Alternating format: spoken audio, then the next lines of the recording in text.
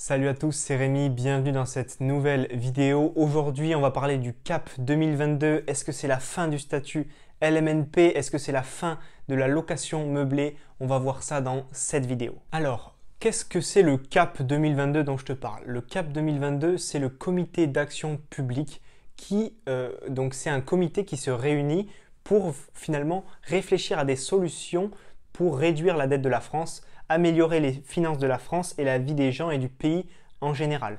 Et donc ce CAP, ce comité, a sorti un document en juin 2018 pour une projection en 2022 des moyens, des leviers pour pouvoir réduire la dette de la France. Et bien sûr, dans ces leviers, il va y avoir quelques lignes sur l'immobilier et le régime du LMNP. Donc ce comité, ce qu'il fait, c'est qu'il se réunit avec des gens qui s'y connaissent, des fiscalistes, des gens qui rédigent des lois, etc. pour savoir quelles sont finalement les niches où est-ce qu'on pourrait aller enlever des avantages pour que les gens arrêtent de s'enrichir, pour qu'on puisse finalement réduire la dette du pays. C'est ça qu'ils veulent faire. Et donc, dans ce CAP 2022, je te mettrai le document ou le lien pour accéder au document dans la description de cette vidéo si tu veux aller te faire ta propre idée. Et donc dans ce document, on parle de supprimer tout ce qui est Pinel et statut du LMNP pour 2022. Le document montre qu'en fait, le LMNP, c'est peut-être trop avantageux, c'est une fiscalité trop avantageuse et du coup, ce qu'ils veulent, c'est limiter un petit peu l'usage de ce statut, le supprimer et en créer d'autres. Donc ce qu'ils veulent créer, c'est un régime de droit commun. Donc on n'a pas trop de détails dessus, seulement qu'on pourra déduire nos charges comme on fait en LMNP et aussi utiliser l'amortissement de nos biens, de notre bien et de nos meubles comme on le fait déjà en LMNP, mais le régime en lui-même et le statut du LMNP seraient supprimés et au profit de ce régime du droit commun. Donc le régime du droit commun, il y a peu de détails, comme je te dis, on parle seulement de charges déductibles et d'amortissement, mais ça on le fait déjà en LMNP. Donc peu de détails là-dessus. Si tu ne sais pas encore ce que c'est que le LMNP, c'est un statut dans lequel on est lorsque on fait de la location meublée au régime du réel. Donc ça c'est le régime fiscal et tu as deux statuts, LMP et LMNP. Personnellement, ce que je fais énormément, c'est du LMNP parce que c'est très avantageux. Pourquoi? Parce que ça cumule en fait les avantages de la fiscalité du particulier et de la fiscalité des entreprises. Au niveau des amortissements des charges et au niveau de l'amortissement de ton bien, c'est un avantage qui vient de la fiscalité des entreprises. C'est-à-dire que ton bien, lorsque tu l'achètes, tu vas pouvoir, de base, l'amortir sur un certain nombre d'années.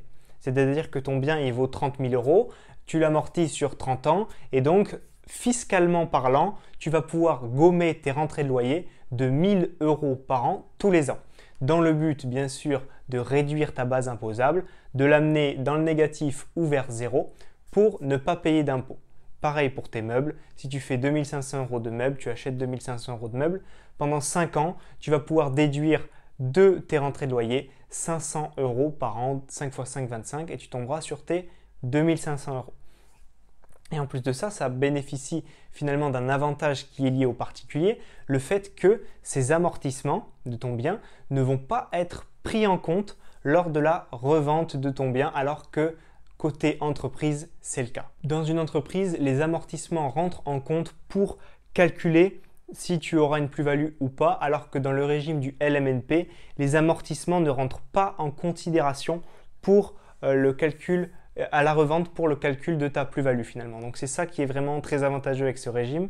C'est ce que je prône comme un investissement et c'est ce que j'utilise depuis que j'ai commencé à investir dans l'immobilier. Alors, est-ce qu'il faut avoir peur de ce genre de documents, de comités qui proposent des actions à prendre, etc. Alors, déjà, il faut savoir que dans le document qui fait, je sais pas moi, une centaine, entre 100 et 200 pages, sur la location meublée, LMNP, etc., tu as 3-4 lignes sans te mentir. Donc c'est vraiment quelque chose qui a été abordé très très légèrement. En plus de ça, personnellement, lorsque j'ai commencé l'immobilier, donc il y a de ça plus d'1 an maintenant, on m'a dit oui, l'immobilier, tu vas payer trop d'impôts, donc ça, croyance limitante, et le régime du réel meublé, le LMNP, tout ça, ça va disparaître, tu vas plus être rentable, etc. Ce que j'ai fait, c'est que j'ai pas écouté ce genre de personnes et je me suis lancé. Et la preuve en est, on est maintenant en 2019 quand je tourne cette vidéo. L'horizon 2022, c'est donc dans 3 ans. Et donc, je profite déjà depuis plus d'1 an sur mes divers appartements d'une fiscalité très avantageuse et j'encaisse des loyers, j'encaisse du cash flow et je me mets de l'argent dans la poche tous les mois grâce à ce régime-là. Donc si tu attends que les lois changent parce qu'un tel te l'a dit et en fait la loi va faire comme ci, comme ça et qu'un document me l'a dit, je l'ai vu aux journaux, ça sert à rien en fait. Il faut que tu te fasses confiance et que tu y ailles. Moi, je sais que même si cet horizon, et même si en 2022, le régime du LMNP disparaît, eh bien, j'aurais profité de ce régime pendant plus de 4 ans et je me serais mis de l'argent dans les poches pendant plus de 4 ans. Je pense qu'il ne faut pas avoir forcément peur de ce genre de document ou de ce genre de réforme parce que même si la loi venait à changer, peut-être que ce sera en 2022, mais peut-être que ce sera en 2025, 2030, etc., il faut savoir s'adapter. Comme toute entreprise, les entreprises savent s'adapter lorsque il y a des modifications fiscales, des modifications dans les lois. Eh bien, il faut te comporter de la même façon. L'immobilier, c'est ton business, c'est quelque chose qui te fait vivre. Et donc, ce qu'il faut, c'est que tu t'adaptes, que tu joues avec les lois et la fiscalité pour qu'elle soit toujours la plus avantageuse possible pour toi. Il ne faut pas s'arrêter au premier frein venu, à la première embûche venue où on entend ça aux infos. Du coup, on s'arrête, on se dit, bon, l'immobilier, j'essaye même pas parce que de base, dans 3 ans, ce sera plus rentable. Non, non, non. Ce qu'il faut, c'est être proactif. Il faut être accompagné. Tu te fais accompagner par un comptable pour optimiser ta fiscalité dans le cas où elle pourrait changer. Et il y aura toujours des moyens et des montages fiscaux qui te permettront d'être rentable avec l'immobilier. C'est le cas depuis des centaines d'années et ce sera toujours le cas. Je pense que ce qu'il faut, c'est arrêter de procrastiner et de dire on fera ci, ça, quand cette loi sera passée ou quand tel président sera en place. Non, non. Il faut arrêter de procrastiner. Il faut passer à l'action.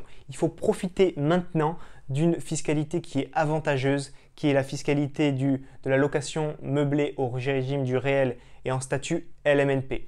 Moi, c'est ce que j'explique dans ma formation pour réussir son premier investissement immobilier. C'est grâce à ça et à ce régime que tu peux vraiment t'enrichir et il est là pendant des années et si tu peux en profiter pendant 3, 4 ans, 5 ans, 10 ans, eh bien il faut en profiter et se lancer le plus vite possible. Personnellement, j'ai déjà commencé à générer du cash grâce à la location meublée et quand je vois des documents comme ça qui sortent comme le CAP 2022, ce que ça me donne envie de faire, c'est d'une part, c'est vraiment d'enchaîner les biens pour vraiment avoir un patrimoine conséquent et faire rentrer du gros cash avant que potentiellement la loi change. Et pas me dire « Ah ben la loi va changer, j'arrête tout, je fais plus rien ».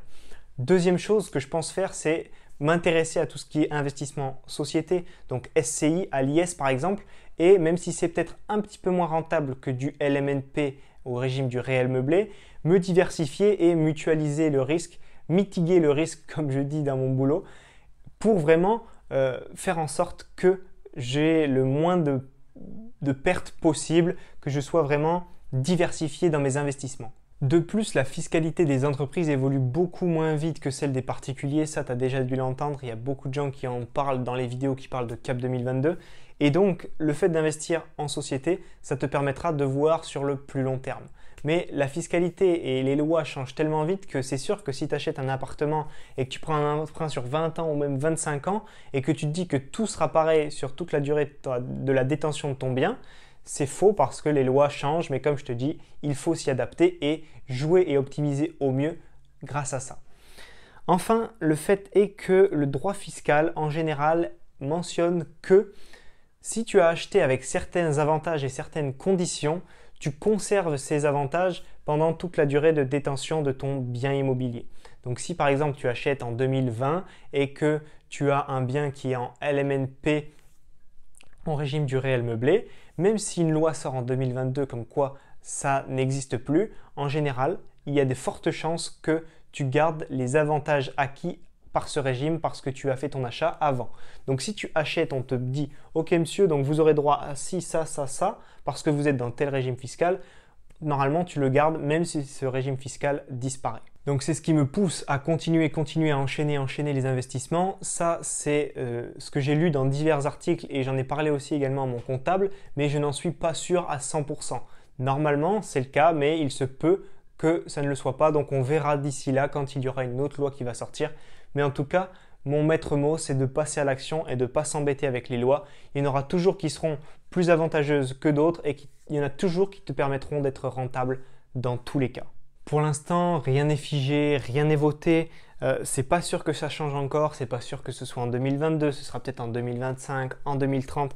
Mais vraiment, ce qu'il faut faire, c'est adopter différentes stratégies, différents types d'investissements, courte durée, coloc, meublé à l'année, faire de la société, faire du nom propre et passer à l'action maintenant. Parce que maintenant, on a une fiscalité avantageuse et si on ne passe pas à l'action maintenant, eh bien peut-être que dans quelques années, ce sera plus difficile de faire du cash. Mais pour l'instant, avec la stratégie que je prône, c'est facile de faire du cash rapidement avec l'immobilier. Pour ça, j'ai créé une heure de formation vidéo qui se trouve dans la description de la vidéo où on va de comment trouver une bonne affaire jusqu'à trouver ton bien, faire des travaux, mettre ton locataire en place, voire revendre ton bien sans te faire plumer par l'État. Tu retrouves ça dans les 5 vidéos privées avec le lien juste en dessous. On se voit de l'autre côté.